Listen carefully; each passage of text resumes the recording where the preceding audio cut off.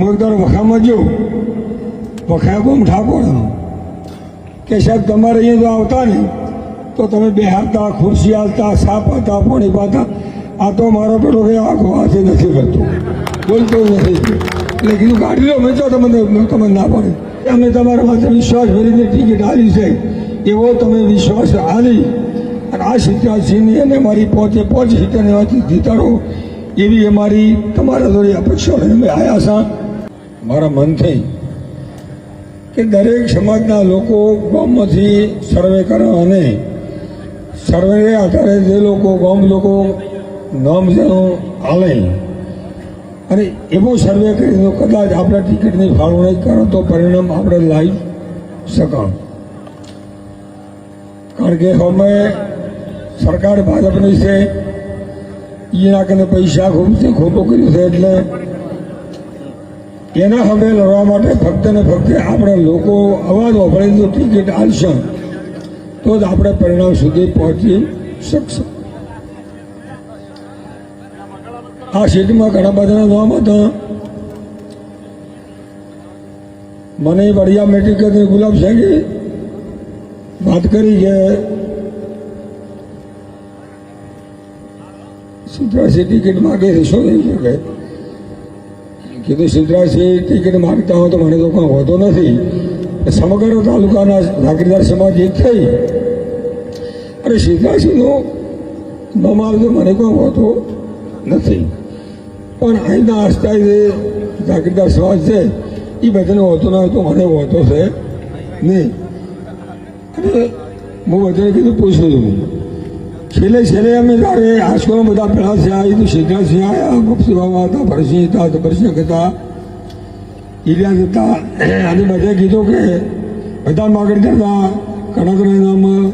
ભરતસિંહનું પણ આવ્યું હતું જબરસિંહને પણ મોટી મોટી ચૂંટણી લડવાની આશીર્વાદ આશા હતી પણ મેં છેલ્લે એક જ બધાની વાત કરી કે બધી વાત થાય ખેગારભાઈ અને કરશનભાઈ પણ બેઠા હતા કે રાજપૂત સમાજના પણ 22-23 વોટ છે અને તમે બધા ભેગા થઈ અને સર્વસંમતિ તમે નાગરિકદાર સમાજ કોનું જેનું આલો એનું હું એવું નથી કહેતો કે તમે સિદ્ધરાજસિંહને લડાવો તમારે કોઈને લડવો તમે જાતે નામ નાગરિકદાર સમાજ કરે એમાં મને એક ટોકો કોઈના હવે હોતો છે નહીં અને છેલ્લે બધે નક્કી કરીને સિદ્ધરાજસિંહને ઉમેદવાર બનાવ્યા છે આ સીટને જીતાડવાની જવાબદારી બધા નાગરિકદાર સમાજની છે કારણ ઉમેદવાર મને એ નહીં આવ્યો છે બે જાતે નક્કી કર્યા નથી એટલે મારી તમને બધાને વિનંતી છે કે કમર કસીને અહીંયા ચૂંટણી લડો અને મજૂરી કરીને જીતાડો આ સીટનો સારામાં સારા મત જીતે એવી તમને બધાને આ તબક્કે વિનંતી કરવા પણ આવ્યા છે ઘણી બધી લોકો વાતો કરી કોંગ્રેસની કરી ભાજપની કરી અત્યારે આમ જોવા જતો હાલ લોકોનો રોષ ખૂબ છે ભાજપના વિરોધનો પણ ધારે ચૂંટણી આવે ને ત્યારે જેટલી વાતો આપણે કરે ને પહેલીથી વાતો ખૂબ બધી કરી પણ છેલ્લે આપણે છેતરાઈ જઈને વોટ તો અહીંયા જ હાલ નથી ઘણા વર્ષોથી આ શાસન ભાજપનું છે ઘણી બધી વાતો કરી તમને જ્યારે પાક નિષ્ફળ ચોમાસામાં જો અને એ વખતે સરકારે આખા સમગ્ર ગુજરાતનો સર્વે કરાવી એને નક્કી કર્યું કે દરેક ખેડૂતને 2 હેક્ટરના પૈસા આલવા અને 22,000 રૂપિયા એક ખેડૂતના ખાતામાં 44,000 રૂપિયા નાખવા આવી સરકારે સમગ્ર દેશમાં આખા ગુજરાતમાં જાહેરાત કરી હતી પણ ફક્ત ને ફક્ત અહીંયા મકરાળા ગામના મતદારો બધા બેઠા છે મારે તમને એક જ વાત પૂછવી છે કે આ ગામમાંથી 44,000 રૂપિયા કેટલા જણના ખાતામાં આવ્યા છે એટલા મને હું હાથો કરી દે આની ખાતરી આવે કોઈના ખાતામાં 44,000 રૂપિયા આવ્યા છે કોઈને રૂપિયો આલવો નહીં આ એનો રેશિયો છે કે જોરથી બોલવું ને જૂઠો બોલવું આના સિવાય બીજો કોઈ ધંધો છે નહીં તો મારે તમને બધાને વિનંતી છે કે સિદ્ધરાજસિંહને કોંગ્રેસના ઉમેદવાર તરીકે અહીંયા મોકલ્યા છે તમારા બધા વિશ્વાસી. જ્યારે અમે થોડી અમારી ઈચ્છા એવી પણ હતી કે કદાચ કીધું કોઈ ન લડતો મફતીને કીધું કે આપણે ઉમેદને લડાઈ દો કામ. ભલજી એમ કહેતા હતા કે ઉમેદ લડે તો મને થોડો પટેલનો ફાયદો થાય. પણ પટેલ સમાજને પણ મારે કહેવું છે, ઘણા જણાને અમને એવી વાત આવી કે ડૉક્ટરને ટિકિટ મળશે ને ઉમેદને ન લડાવો તો સારું. એટલે એને કારણે અમે એ પણ વાત મોડી વાળી કે અંદરોને સમાજમાં કરશે ન થાય તો ઉમેદને કીધું તમે રહેવા દો, આપણે લડવું નથી. અત્યારે મારે ચૌધરી સમાજને એક જ વાત કરવી છે કે ટિકિટ નથી આલી એનું તમારે હાથું વાળવું હોય તો ફક્ત ને ફક્ત ભાજપના વિરુદ્ધમાં મતદાન કરશો. એ જ તમારો મોટામાં મોટો ફાયદો. તો જ તમને કોઈક દાડો કોઈ વાપરશે કે કોઈની ટિકિટ કાપવાથી પરિણામ શું આવે છે અને એનું પરિણામ લાવશો તો જ તમારો કોઈક અવાજ વાપરશે. બાકી ખાલી વાતો કરીને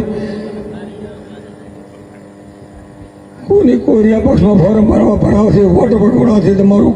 કોઈ પૂરું વાપરવાનું નથી. અપક્ષ ઉમેદવાર કોઈ દાડો કોઈ જીતે નહીં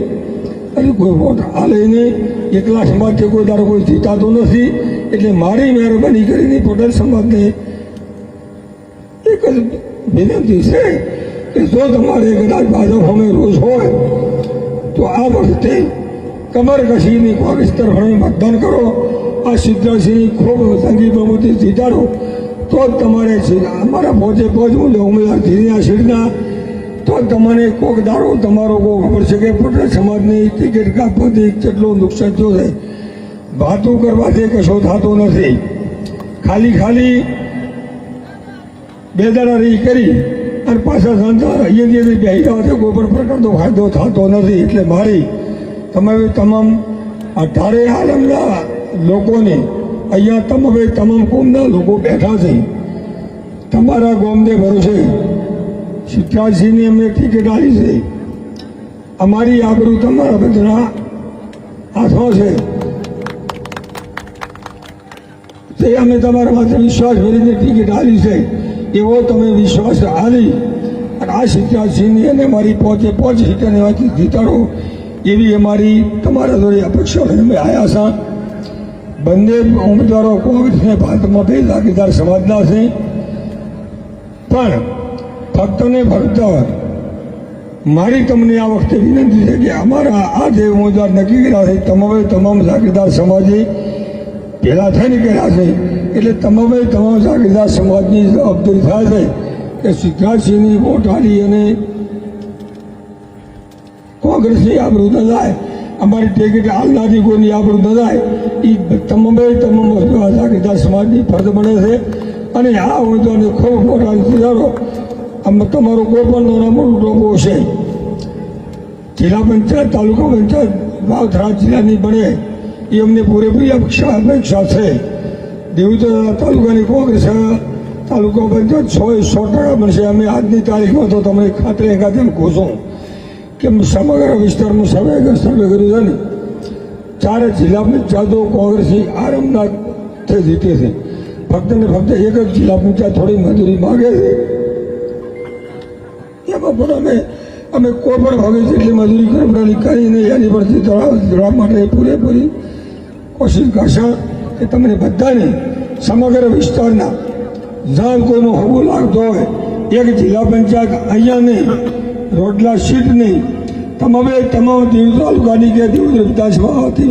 જિલ્લા પંચાયતની ચૂંટણી છે. એમાં જ્યાં તેનો લાગતો હોય હગો હોય બીજો ફોન કરતો ઓટો ખાતો આટલો ફેરો બધી જ સીટોમાં મદદ થાય એ તમને બધાની વિનંતી કરું છું. અમારા લાયક તમારું કોઈ પણ ટોપું હશે તો અમારી પાસે સાર છે. બોલો હું 5 વાર ધારાસભ્ય છું. સિદ્ધરાજસિંહનો રોડ મેં એક પણ ગામ એવું નથી, 124 ગામ મારી વિધાનસભામાં આવતા હતા. આજની તારીખમાં એક પણ ગામ એવું નહીં હોય કે એક ગામને એક રોડ તો નહીં. બબે અમે તો બબે આવ્યા છે. પણ 124માંથી એક ગામ એમ નહીં કહી કે મને તમે એક રોડ નથી આવ્યો. મારે તમને બધાને વિનંતી કરવી છે કે હવે ચૂંટણી ભરાઈ એક કાઢે છે 4 વાર પૂરા થઈ ગયા છે અત્યાર સુધીમાં બધા ગામમાં જેટલા રોડ આવ્યા કે હાલે જેટલી તમને મદદ કરી તો મને તમે ખાતરી આલો હું જે ગામમાં આવતો ને એ ગામમાં સિદ્ધાર્થસિંહ મળે એટલે કે મારે આ માર્ગે રોડ કરવો છે મફરલાલ મળે એટલે કે મારે આ માર્ગે કરવો છે અત્યારે કોઈની મારા ઘરે બધા માણસો આવે છે કે સાહેબ અહીંયા ધંધો નથી કોઈ પાણી પાતું હું એકવાર વખામાં ગયો વખા ગોમ ઠાકોર કે સાહેબ તમારે અહીંયા જો આવતા ને તો તમે બેહારતા ખુરશી હાલતા સાપ હતા પાણી પાતા આ તો મારો પેલો કે આખો હાથે નથી કરતો બોલતો નથી એટલે કીધું ગાડી લો મેં તો તમે ના પડે એટલે મિત્રો કોઈ પણ સમાજ કોણ છે એ જોવાનું હોતું નથી વ્યક્તિ તમને અડધી રાતે તમે ફોન કરો અને તમારો ફોન ઉપડાય અડધી રાતે તમે નાના બડો ટોપો લઈને જો તમારો ટોપો થઈ શકે ટોપો હું એવું નથી માનતો કે હોય હો કોમ તમારા થતા નથી 1-2 કોમ જ કદાચ ના પણ થાય પણ અડધી રાતે જે વ્યક્તિ તમારા પર હેડે લોકશાહીમાં અને નાના મોટી તમારી કોઈ પણ પ્રકારની મુશ્કેલીઓ મદદરૂપ થાય એવા વ્યક્તિને તમે ચોટશો ને તો આ જમાનામાં તમારો કોઈનો નાના મોટો ટોપો થશે બાકી કુંભામાં પડવાથી નહીં એના કરવાથી કોઈ વિકાસ થતો નથી તો સિદ્ધાર્થસિંહ યુવાન છે વ્યક્તિગત એમનું સારું છે અને એમને કોઈ શરમે આધારે અમે આખા વિસ્તારમાં ફોન કરી મેં પૂછ્યો છે બધા એક જ વાત કરી છે કે તમે તારા સિદ્ધાર્થની ટિકિટ આપશો તો અમે 100% આપને મદદ પૂરી કરશો તમારી બધાની અપેક્ષાએ આશાથી મેં ટિકિટ આપી છે અમારી અપેક્ષાની આશા ચોય નિષ્ફળ ન થાય અમારી પાર્ટીમાં ચોય નાના મોટી પેલી ન થાય એ તમને બધાની એ જોડીની વિનંતી કરું છું કે સિદ્ધાર્થજીને કોઈ નાત જાતિ આશી વગર પટેલ સમાજને પણ કહું છું બીજા બધાને કહું છું કે આ ગામમાંથી નહીં પણ આખા વિસ્તારમાંથી સારામાં સારા વોટ આલી સિદ્ધાર્થની જંગી બહુમતી જીતાડવા એવી વાત સાથે મારી વાત પૂરી કરું.